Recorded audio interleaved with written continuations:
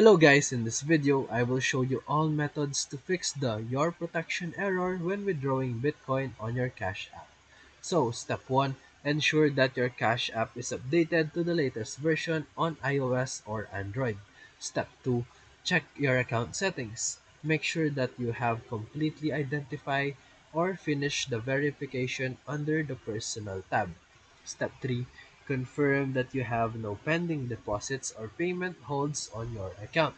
Step 4, try a different network or wallet address because sometimes the destination address triggers the block. Step 5, wait for 24 hours and try again. Temporary holds often resolve themselves. Step 6, if it's still blocked, you can contact Cash App support through the support section in the app and mention the error that you are facing. With these steps, your Bitcoin withdrawal should go through smoothly. So if this video helped you, feel free to like and subscribe for more quick tutorials, reviews, and comparison videos. Thank you for watching.